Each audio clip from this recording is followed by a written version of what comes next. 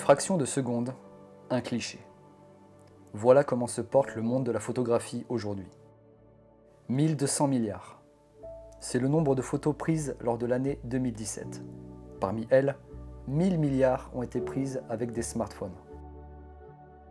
Moi, je vois la photo comme un art d'abord et qui a pour but d'immobiliser la beauté des choses qu'on peut voir dans la vraie vie et de la capturer. Capturer une colorimétrie, capturer en fait tout un univers qu'on peut voir à travers nos yeux. Et capturer le bon instant, c'est vraiment une histoire de timing. Rappeler des souvenirs pour montrer là où t'es. Et au-delà de photographier, tu vois, d'appuyer sur un bouton, il y a aussi créer une ambiance, tu vois, genre qu'est-ce que tu veux en faire de ton image. Alors que le monde amateur et professionnel se confrontent sur les réseaux et que tout le monde peut se prétendre être photographe, nous sommes encore et toujours à la recherche de ce sentiment, cette émotion qui va lier tous nos protagonistes autour de l'art universel numéro 1, la photographie.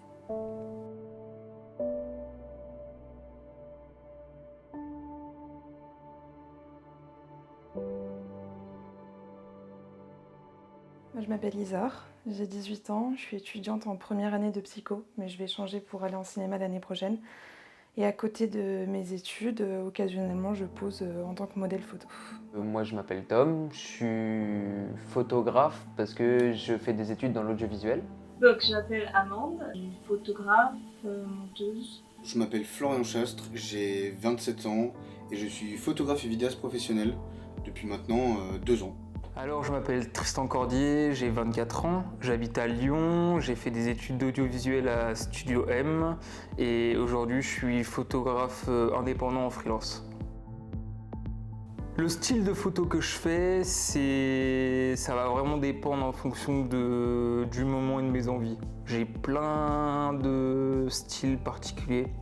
En fait, je ne m'enferme pas dans quelque chose tout le temps, c'est-à-dire que je vais avoir un moment où je vais être plus axé sur un style vintage, après je vais être axé sur un style plus architectural, sur du portrait aussi, ça va vraiment dépendre du mood dans lequel je suis pas du tout fixé et enfermé que dans un truc. Il y a quelques temps, je me suis mise beaucoup à la photo de rue, notamment.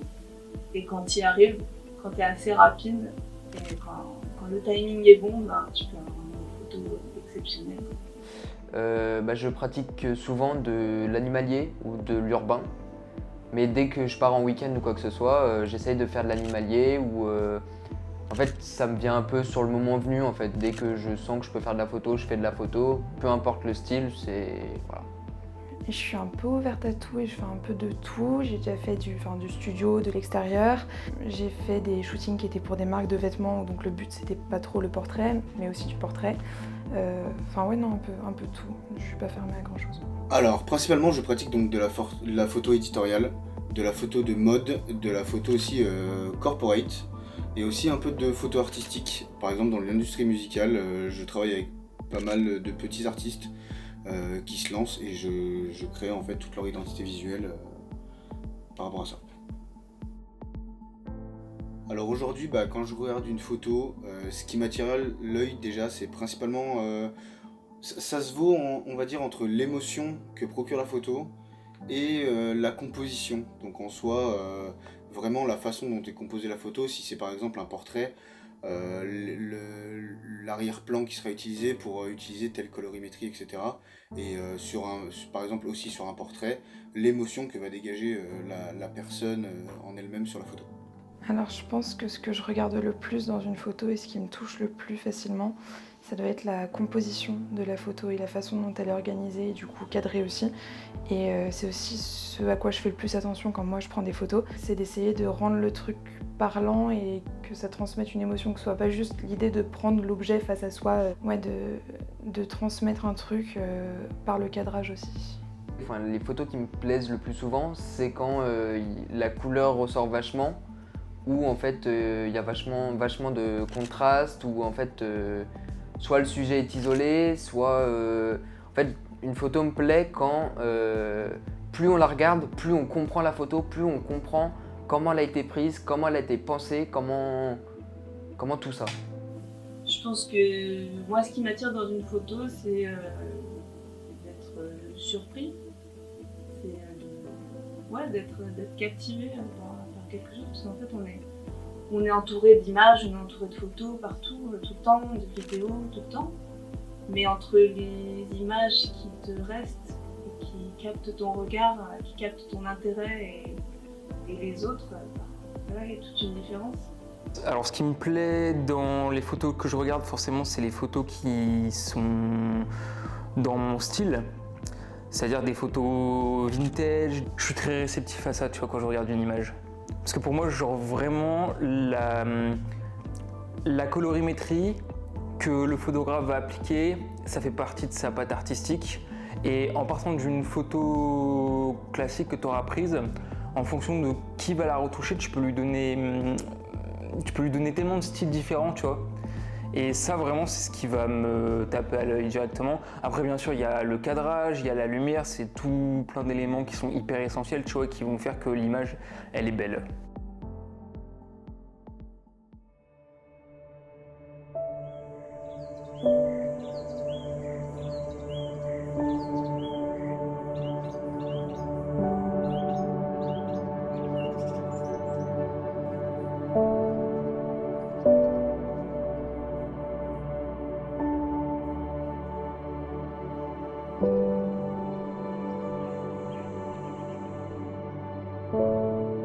Pour moi, prendre une photo avec un appareil photo comme celui-ci ou comme un pro, par rapport à un téléphone, il n'y a pas de différence en fait. Tu peux très bien faire une belle photo à l'iPhone ou un Samsung qu'avec un appareil comme ça. La photo entre guillemets est accessible déjà à tous et c'est pour ça qu'en fait la photo prise au smartphone reste de la photo et peut être de la photo professionnelle dans certains cas, dans certains domaines. Par exemple en street photographie, on peut très bien avoir des photographes professionnels qui prennent avec leur iPhone des photos, etc. et ça restera très professionnel. J'ai l'impression que la différence entre être prise en photo avec un téléphone et être prise en photo avec un appareil pro, c'est que c'est plus intime, on va dire, qu'avec un téléphone où tu sais qu'il y a moins de choses qui auront été saisies par l'appareil. Et même si dans le fond c'est toujours toi qui es pris en photo, c'est la même chose, les mêmes poses, voilà. Moi je suis plus à l'aise devant un appareil photo que devant un téléphone parce que j'ai l'impression que je peux plus facilement me lâcher et que l'appareil photo comprendra mieux ce que je veux lui offrir que le téléphone, quoi. Après, la différence, par exemple, un téléphone, le capteur est vraiment petit. Par exemple, la différence de capteur est vraiment petit et forcément, ça crée une différence au niveau du rendu. Il y a des téléphones portables maintenant qui sont tellement bons au niveau photo, justement, que les gens achètent pour leur qualité photo et vidéo. Est-ce qu'on peut progresser avec un iPhone? Je dirais que c'est compliqué, c'est-à-dire que en fait, tu vas te retrouver hyper limité. Parce qu'en fait, avec un téléphone portable, c'est des réglages de base, standards.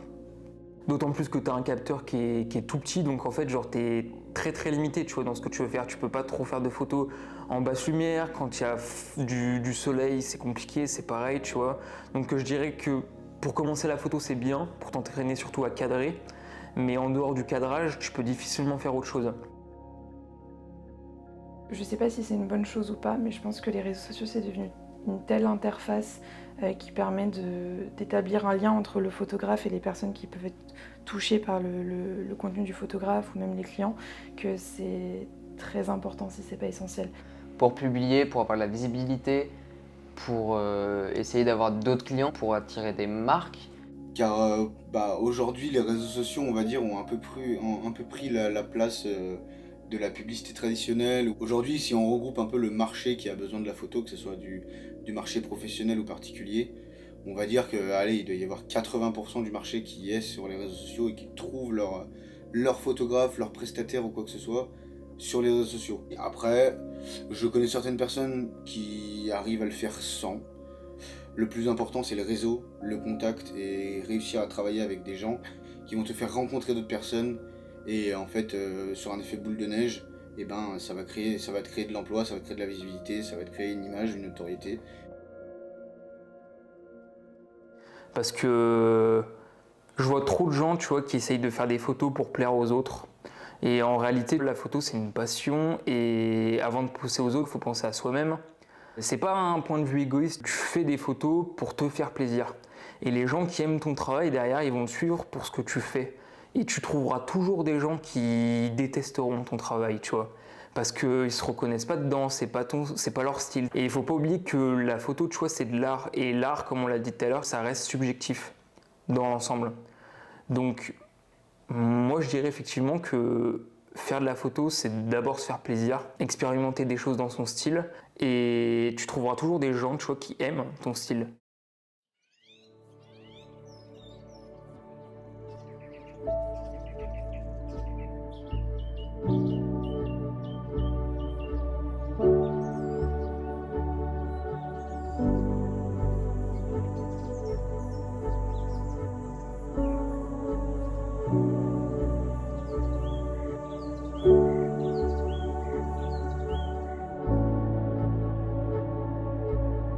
Alors la première photo que j'ai prise, alors si on compte les photos prises avec le téléphone, ça remonte à très longtemps. Lors d'un voyage à Singapour en 2013, où j'avais pris l'appareil photo du père de mon ex-copine, et j'avais fait un peu de street photo dans Singapour. Et c'était les premières, on va dire, photos que j'ai fait avec un appareil professionnel où j'ai vraiment travaillé la composition et la façon de faire une photo de manière, on va dire, professionnelle, plus professionnelle qu'avec un simple téléphone où on a l'habitude de prendre des photos un peu tous les jours avec. Alors les premières photos que j'ai prises, ça remonte il y a longtemps, c'était des photos que j'avais prises avec mon téléphone portable. C'était un iPhone, donc j'avais pris des photos d'architecture. Forcément, quand on commence la photo, on ne s'attaque pas tout de suite au portrait, il n'y en a pas beaucoup qui font ça. En général, on prend des photos de paysage ou d'architecture, moi c'est ce que je faisais. Tout ce que je trouvais beau, je pouvais le prendre en photo, j'essayais de m'appliquer au maximum. C'était mon premier shooting et ça m'avait frappé de voir à quoi ressemblaient en fait les backstage du shooting et pas juste ce qu'on voit à la caméra. Et c'était un shooting pour une friperie lyonnaise. Et du coup, on devait mettre en avant les vêtements, sauf qu'on était en janvier, il faisait -5, -6 degrés. Et le vêtement, c'était un truc qui laissait les épaules et les bras découverts. Et au-delà de ça, j'avais des talons de 15 cm, sauf qu'on était allé shooter donc à la Croix-Rousse, qui est sur une colline en hauteur. Et j'avais dû monter en talons en dentelle, en haut en dentelle, la colline de la Croix-Rousse. Et c'était une expérience unique. Mes premières photos, en tout cas le moment où j'ai vraiment commencé à faire de la photo, parce que tout le monde fait de la photo depuis toujours. J'avais depuis longtemps un Nikon D50 et une de mes premières séries de photos où vraiment je commençais à apprendre la technique et à me rendre compte que je pouvais en fait photographier ce que je voulais. Et je pense que c'est une série que j'ai faite au lac d'Annecy, un jour où il y avait du brouillard. Et ouais, je me rappelle bien de cette série parce que c'est une des premières que j'ai osé montrer aussi et donc j'étais contente. Alors, quel est mon parcours dans la photo? Donc tout à l'heure on parlait de Singapour et des premières photos que j'ai fait.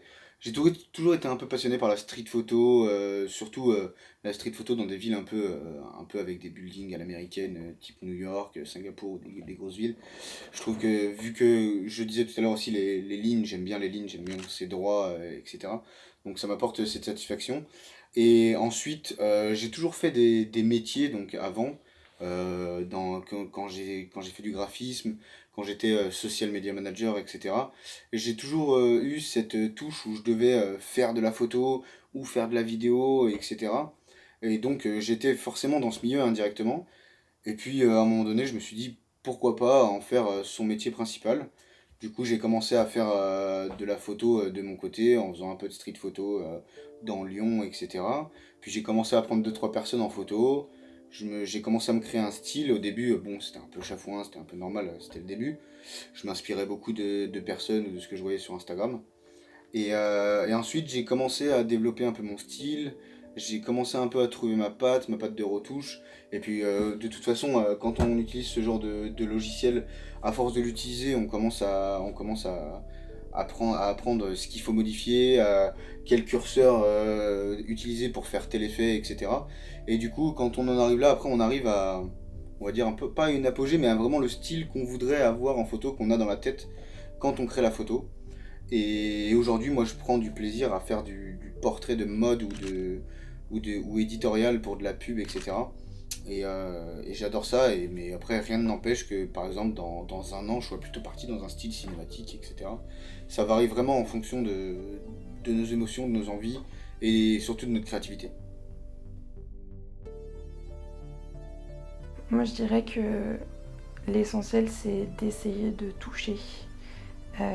Soit de toucher son public, soit de se toucher soi-même si on a vraiment une relation très passionnelle avec la photo, mais de faire quelque chose qui parle et qui fait ressentir quelque chose. Et ça sur le plan de l'amour pour la photo, mais aussi sur le fait que si tu veux te développer, tu as intérêt à faire quelque chose qui touche.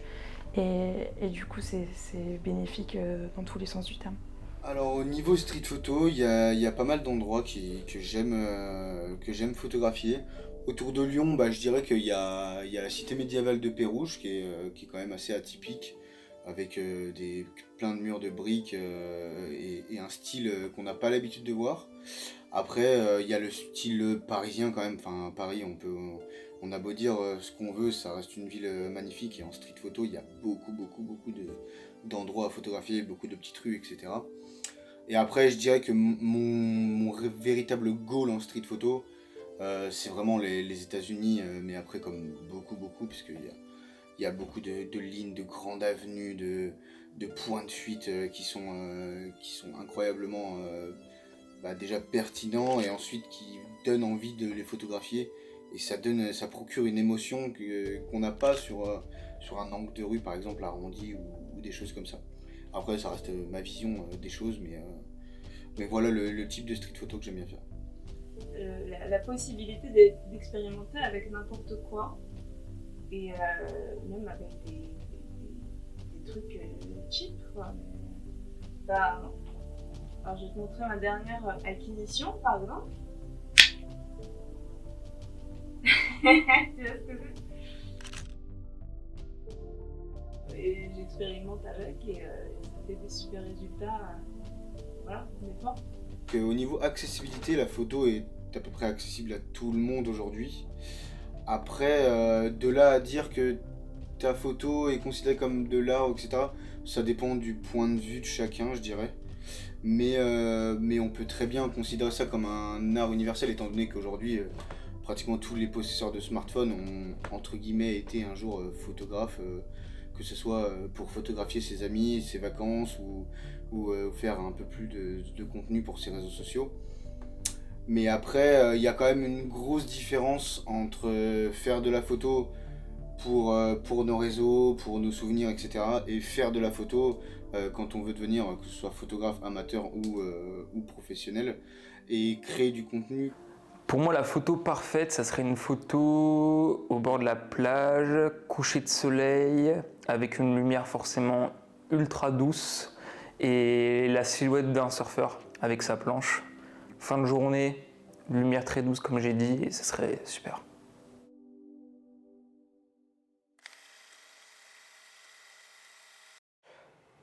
Pour moi, faire de la photo, c'est avant tout du kiff. Kiffer le moment où on prend la photo.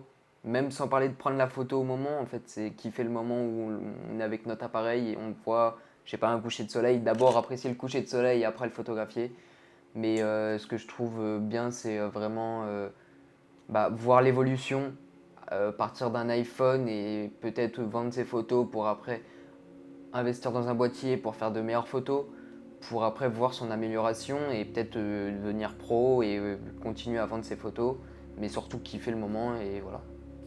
Je pense que oui, la photo est un art tourné vers les amateurs passionnés parce que c'est un art qui est surtout axé sur la sensibilité à ce qu'on voit. Et il suffit pas de faire de la photo professionnelle hyper poussée pour faire de la photo. Tu peux très bien faire des photos ultra basiques, ça reste de la photo. Après forcément ça va pas être la même chose que quand tu as une démarche artistique et professionnelle, mais ça reste de la photo, tu vois. Donc c'est pas le seul art qui est accessible, mais il fait partie des arts les plus accessibles effectivement au grand public. En soi, on faut tous commencer quelque part. On a tous notre patte, on a tous notre chose, et c'est pas, on va toujours être assez critique avec nous-mêmes, on va toujours dire que notre travail c'est de la merde, qu'on peut toujours faire mieux, on va toujours en fait se fixer des objectifs toujours trop hauts. Donc je pense que en fait, la chose à faire, c'est de se fixer des objectifs, mais par escalier, c'est-à-dire des petits objectifs par-ci par-là. Enfin, moi j'ai commencé, je shootais avec des modèles qui n'étaient pas très connus, qui étaient amateurs, etc.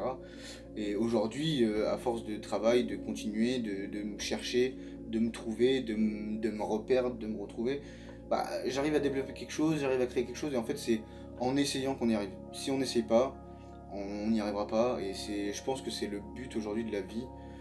Après, ça veut pas dire que tout le monde est photographe. Moi, je pense pas. Pour la simple et bonne raison que je pense que tout le monde n'a pas envie d'être photographe. Je pense qu'il y a beaucoup de gens qui prennent des photos avec leur téléphone pour se rappeler d'un truc, pour des souvenirs, et pas dans le but de faire de l'art ou dans un but esthétique. En fait, je pense que c'est une pratique extrêmement démocratisée. Tout le monde l'utilise tout le temps, mais ça reste un art pour certains. Parce qu'en fait, il faut faire des efforts, c'est sûr. Il faut faire beaucoup d'efforts, il faut que ce soit au niveau temporel, au niveau même un peu financier, parce qu'au final, un téléphone aujourd'hui, ça coûte 1200 balles, donc en soi, c'est aussi compliqué. Je pense qu'aujourd'hui, si on a les moyens de s'acheter un iPhone à 1200 balles, on a les moyens de s'acheter un petit appareil photo à 400 €, parce qu'aujourd'hui, il n'y a pas que des appareils comme ça à 2000, 3000 €. Aujourd'hui, avec un appareil à 400 €, on peut très bien commencer la photo et faire des très beaux clichés. La photo, ouais, je pense qu'il faut que ça reste un plaisir. Et en fait, c'est ça qui guide les photographes. C'est un plaisir avant tout, en fait. C'est figer un instant présent. Dans la photo, il faut vraiment pas vouloir la trouver, il faut prendre son temps et surtout prendre le temps de se trouver soi-même, parce que c'est avant tout la créativité qu'on a dans notre tête, donc nous qui créons en fait tout cet univers à travers notre photo. Alors si je vais le dire en 5 mots, je dirais que c'est pour laisser et transmettre quelque chose. Mais si je dois étendre un peu plus ma réponse, je dirais qu'il y a en fait 1000 raisons pour lesquelles la photo c'est important. Il y a le côté de l'histoire, tel qu'on a envie de savoir ce qui s'est passé sur notre histoire personnelle, mais aussi l'histoire de l'humain en fait, ce qu'on réussit à faire. Il y a le fait de toucher, il y a le fait de parler à tout le monde avec un langage commun, alors qu'on n'a pas tous les mêmes langues et les mêmes façons de communiquer, mais ça permet d'être tous reliés autour de ça. Et c'est pour ça que c'est important. Ça nous humanise peut-être un peu la photo.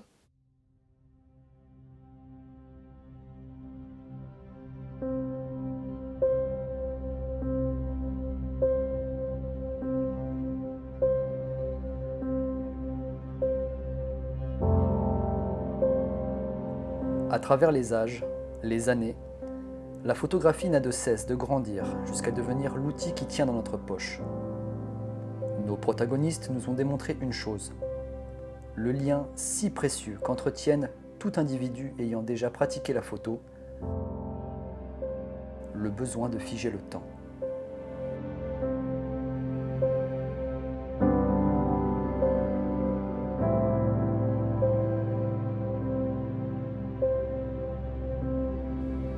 Sous ces différentes facettes et aspects, le but reste le même, marquer, immortaliser un instant, une ambiance, une émotion, un souvenir.